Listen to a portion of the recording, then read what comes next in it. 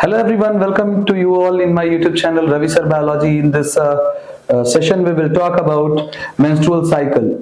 menstrual cycle पे discuss करेंगे। ढेर सारे क्वेश्चंस बोर्ड्स में भी आते हैं, नीट एग्जामिनेशंस में भी आते हैं और भी जितने तरह के कॉम्पिटिशंस होते हैं उनसे रिलेटेड कोशिश करते हैं एक बहुत ही सिंप्लीफाइड स्ट्रक्चर बनाने को। एनसीईआरटी के स्ट्रक्चर को यहाँ पे उसका कंपैरिजन करेंगे यहाँ पे इस स्ट्रक्चर से, और कोशिश किया है मैंने कि आपको और इजी से इजी स्केचिंग दे सकूं। इस डायग्राम में स्केचिंग में मैंने सबसे पहले इंट्रोड्यूस किया है ये पिट्यूटरी ग्लैंड को। एक्चुअली यहाँ से स्टार्ट नहीं करना है।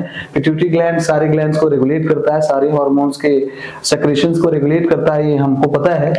यहाँ पे हम स्टार्ट करते हैं यहाँ इस कैटेगरी से, लो प्रोजेस्टेरोन से, क्योंकि 4 फेजेस होते हैं। एक कंप्लीट मेंस्ट्रुअल साइकिल मंथ, एक कंप्लीट मंथ में फीमेल्स में 4 साइकिल्स होते हैं, 4 स्टेजेस होते हैं कंप्लीट साइकिल में, रिप्रोडक्शन साइकिल में, सेक्स साइकिल में। फर्स्ट है मेंस्ट्रुअल फेज जो 4 to 5 डेज तक होता है। सेकेंड है फॉलिकुलर फेज जो 10th डे से 12th डे तक होता है। 13 और 14th डे होता है ओव्यूलेशन फेज, और उसके बाद के सारे 14th ऑनवर्ड्स जो डेज होते हैं वो होते हैं ल्यूटियल फेज। तो ये 4 फेजेस होते हैं, इन्हीं 4 फेजेस को हमें यहाँ पे पढ़ना है। इन 4 फेजेस में सबसे पहले ये 4 फेजेस हो गए। अब जरा इस चेंजेस की बात करते हैं, इनमें क्या क्या चेंजेस हो सकते हैं। ये है चेंजेस। चेंजेस होते किस किस में है? चेंजेस होंगे ओवरी में, चेंजेस हो सकते हैं ओवेरियन हार्मोन्स में, चेंजेस होंगे यूटेराइन वॉल के थिकनेस में, एंडोमेट्रियम के थिकनेस में, और चेंजेस होंगे उन फेजेस में। तो उन फेजेस की भी स्टडी हमें करनी है। यहाँ पे ध्यान से देखेंगे, it's a very important thing. We have to start from low progesterone. जैसा फीमेल बॉडी में प्रोजेस्टेरोन का लेवल लो होगा, obviously at the same time periods will start coming, periods आ जाएंगे, menstrual cycle start हो जाएगा। So this is how low progesterone that the green color arrow have made towards the pituitary, the low progesterone stimulate the process of pituitary gland. Pituitary gland will be stimulated by low progesterone, as I have started from here, in the changes in ovarian hormone. So what will be happen? Low progesterone stimulate pituitary, and pituitary immediately starts secreting follicular stimulating hormone. The follicle will be produced here. Follicles start हो जाएंगे बनना, ये follicles हैं, और follicles जैसे बनने शुरू होंगे ये follicles एस्ट्रोजन को सेक्रेट करते हैं।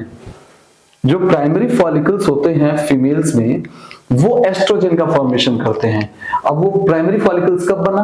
एफएसएच का फॉर्मेशन हुआ। पिट्यूटरी ग्लैंड जब लो प्रोजेस्टेरोन से स्टिमुलेट होता है तो ये एफएसएच का सेक्रेशन करता है, तो एस्ट्रोजन का लेवल यहाँ पे हाई हो गया। एस्ट्रोजन का लेवल हाई हो गया और ढेर सारे फॉलिकल्स बैक टू बैक यहाँ पे बनने लगे, उनका ग्रोथ होने लगा। अब जब एस्ट्रोजन का लेवल हाई हो जाएगा, since the estrogen level is getting high, the luteinizing hormone LH hormone का लेवल क्या हो जाएगा? बहुत हाई हो जाएगा, और इसकी वजह से जो highest level of luteinizing hormone होता है इसको कहते हैं LH सर्ज। ये हो गया LH सर्ज, याद रखेंगे। LH surge is because of progesterone level is getting high, and due to high in the progesterone level, LH level will increases, and the highest level of LH is called LH surge. जब LH high हो जाएगा तो फिर LH surge उस stage को कहेंगे।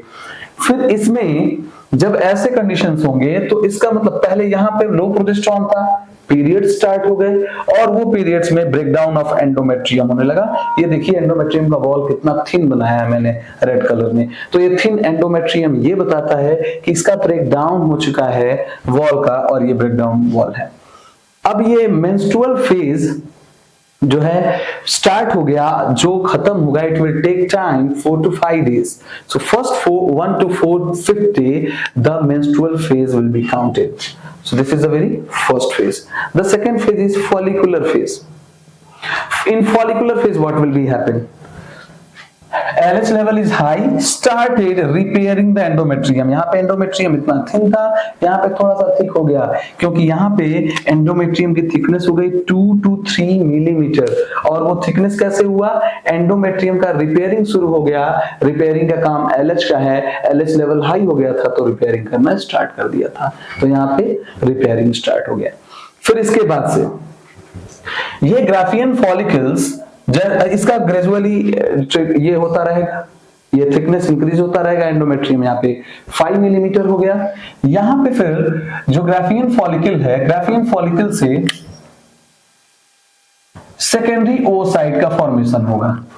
Secondary oocyte का जब फॉर्मेशन होगा तो जैसे सेकेंडरी ओसाइट बनेंगे, एस्ट्रोजन सेक्रेट होना शुरू हो जाएगा और एस्ट्रोजन का लेवल हाई हो जाएगा। तो यहाँ पे एस्ट्रोजन का लेवल हाई हो गया, और एस्ट्रोजन का लेवल हाई होने से ये प्रोसेस जो है वो रेगुलेट हो गया कंप्लीटली। कार्पस ल्यूटियम से प्रोजेस्टेरॉन का लेवल बहुत ज्यादा हो गया। इसकी वजह से हाई प्रोजेस्टेरॉन, एक्चुअली हुआ क्या, फर्टिलाइजेशन अगर होता है, अगर फर्टिलाइजेशन होगा तो फर्टिलाइजेशन के बाद से प्रोजेस्टेरॉन का लेवल जो है वो ज्यादा हो जाता है, और अगर फर्टिलाइजेशन नहीं होता है तो प्रोजेस्टेरॉन का लेवल लो हो जाता है। तो यहाँ पे अगर फर्टिलाइजेशन हुआ तो प्रोजेस्टेरॉन लेवल हाई हो जाएगा, फर्टिलाइजेशन नहीं होता है तो प्रोजेस्टेरॉन का लेवल लो हो जाएगा। और इस तरह ये कार्पस ल्यूटियम, अगर फर्टिलाइजेशन नहीं होता है तो ये कन्वर्ट हो जाएगा कार्पस एल्बिकस में, कार्पस ल्यूटियम कार्पस एल्बिकस में ये हो जाएगा, और ये कार्पस एल्बिकस डिजेनरेट हो जाएगा। ये डिजेनरेट हो जाएगा क्योंकि यहाँ डिजेनरेट फॉर्म ही होता है। एक्चुअली कार्पस ल्यूटियम अगर यूटिलाइज नहीं हुआ तो कार्पस एल्बिकस में डिजेनरेट हो जाएगा, और फिर जैसे डिजेनरेट होगा फिर से क्या होगा, ये इस फेज को कहते हैं ल्यूटियल फेज, और फिर वापस फिर से क्या होगा, प्रोजेस्टेरॉन लेवल को है फिर से डिक्रीज हो जाएगा। जब प्रोजेस्टेरॉन लेवल डिक्रीज होगा, क्योंकि मैंने बताया अगर फर्टिलाइजेशन नहीं होता है तो प्रोजेस्टेरॉन का लेवल बहुत डिक्रीज हो जाएगा, और जैसे लो प्रोजेस्टेरॉन होगा फिर से प्रोसेस स्टार्ट। लो प्रोजेस्टेरॉन लेवल फिर से क्या करेगा, स्टिमुलेट करेगा पिट्यूटरी को, और बाकी ये प्रोसेसेस होने लगेंगे। I hope you all understood all the topics related with this. Once again I am recalling for your better understanding about the menstrual cycle. पहले मेंस्ट्रुअल साइकिल को मैं इंट्रोड्यूस कर दूं। जो एग्स बनते हैं फीमेल्स में, जो एग्स बनते हैं, उन एग्स का फॉर्मेशन ओवरी से होता है, और वो एग्स 14 डेज तक वो ओविडक्ट में वेट करते हैं फर्टिलाइजेशन के लिए। स्पर्म नहीं आता है, मीटिंग नहीं होती है, फर्टिलाइजेशन नहीं होता है, फिर वो ओवम वहां से एंडोमेट्रियम में आते हैं। उस एंडोमेट्रियम में भी वो 14 डेज मुंह स्टे करते हैं। तो 14 डेज वो ऑलरेडी हो गए ओविडक्ट में, और 14 डेज और हो जाते हैं वो यूट्राइन वॉल एंडोमेट्रियम में। और एंडोमेट्रियम में जब वो वहां फिर फर्टिलाइजेशन तो होना नहीं है, वो तो ओविडक्ट में होता है। फर्स्ट 14 डेज तक ही, ओव्यूलेटरी डेज तक ही फर्टिलाइजेशन होता है, उसके बाद फर्टिलाइजेशन नहीं होता क्योंकि वो डिपार्ट हो जाते हैं। फिर वो ओवम वापस आके यूट्राइन वॉल में सेट हो जाता है। यूट्राइन वॉल में आने के बाद 14 डेज तक वहां रहेगा, और फिर एक मेम्ब्रेन उस पर डेवलप हो जाता है। फिर स्प्लिटिंग होती है उस मेम्ब्रेन की, और पूरा का पूरा जो ओवम इकट्ठा हुआ रहता है एंडोमेट्रियम में, वो धीरे धीरे बाहर आने लगता है। क्योंकि मेम्ब्रेन वहां पे बर्स्ट हो रहा है, इसीलिए ओवम के साथ साथ उसके साथ ब्लड का भी रिलीजन होने लगता है। ब्लड भी रिलीज होता है, और वो 3 से 5 दिनों तक कंसिस्टेंटली आते रहते हैं। फर्स्ट 3 डेज तक वो ज्यादा होते हैं, और 4th-5th डेज में डिक्रीज होते हैं, और 4th-5th डेज आते आते ऑलमोस्ट मेंस्ट्रुएशन कंप्लीट हो जाता है। तो ये 5 डेज का ये कंप्लीट साइकिल होता है, मेंस्ट्रुअल फेज होता है, और उसके बाद बाकी साइकिल होते हैं। तो इस प्रोसेस को एक बार फिर से समझते हैं इस स्केचिंग के लेवल पे। Be very calm and very sincere. It will take 5 minutes to recall. यहाँ पे स्टार्ट करते हैं लो प्रोजेस्टेरॉन से। लो प्रोजेस्टेरॉन जैसे होगा मेंस्ट्रुअल फेज आ जाएगा, 4 से 5 दिनों तक होगा, और इस समय ब्रेकडाउन ऑफ एंडोमेट्रियम हो जाएगा। यहां से स्टार्ट करोगे, एक बार रिवीजन करेंगे तो ये बहुत क्लियर कर देगा। एंडोमेट्रियम क्या हो गया, ब्रेकडाउन हो गया, release of blood along with ओवा यहां होने लगा। लो प्रोजेस्टेरॉन हुआ तो तभी ये प्रोसेस हुआ, ये मेंस्ट्रुअल फेज आया फर्स्ट 5 डेज। लो प्रोजेस्टेरॉन क्या करता है, पिट्यूटरी को स्टिमुलेट कर देता है, बस पिट्यूटरी एफएसएच के लेवल को इंक्रीज कर देता है। FSH means follicular stimulating hormone. Follicle produce हो जाएगा और खूब ज्यादा फॉलिकल्स बनेंगे। वो फॉलिकल्स, ये फॉलिकल्स मैंने दिखाया, ग्रोइंग फॉलिकल्स दिखाया है, ग्रेजुअली साइज बढ़ रहे हैं, मतलब ग्रो कर रहे हैं ये। तो फॉलिकल्स जितना ग्रो करेंगे उतना ही वो एस्ट्रोजन बनाते हैं। फॉलिकल्स का फॉर्मेशन जहां होता है तो फॉलिकल्स एस्ट्रोजन बनाने लगते हैं, तो एस्ट्रोजन का लेवल हाई हो गया यहाँ पे। और जब एस्ट्रोजन का लेवल हाई होगा ना यहाँ पे, तो जैसे एस्ट्रोजन लेवल हाई होगा, ये फिर से पिट्यूटरी को, यहां देखो इस एरो से मैंने दिखाया है, स्टिमुलेट कर देगा। पिट्यूटरी फिर से स्टिमुलेट हो गया। पहले प्रोजेस्टेरॉन लो था तो स्टिमुलेट हुआ, अब यहाँ पे एस्ट्रोजन हाई हो गया तो ये जो है स्टिमुलेट होगा और एलएच के लेवल को इंक्रीज कर देगा, ल्यूटिनाइजिंग हार्मोन के लेवल को इंक्रीज कर देगा।